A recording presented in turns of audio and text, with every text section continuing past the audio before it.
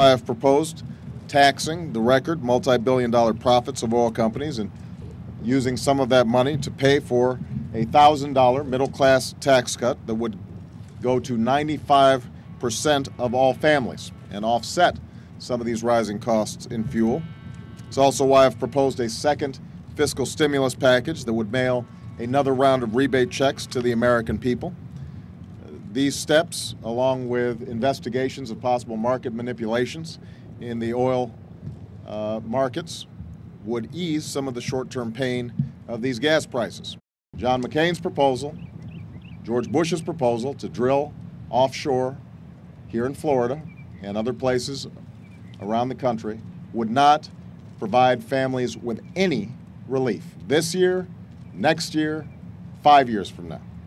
Now, believe me, if I thought there was any evidence at all that drilling could save people money who are struggling to fill up their gas tanks by this summer or this year or even the next few years, I would consider it.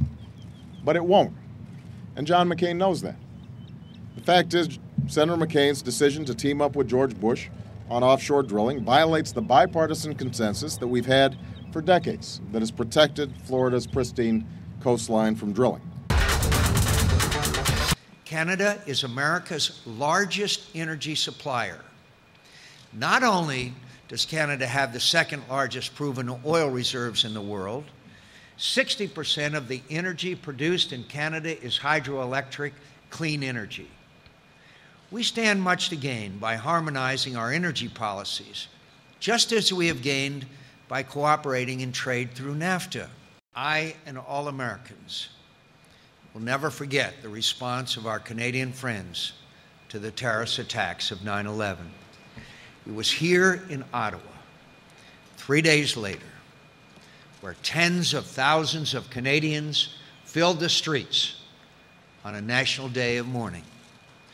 The Canadian people even took in Americans who had been left stranded by the shutdown of American airspace.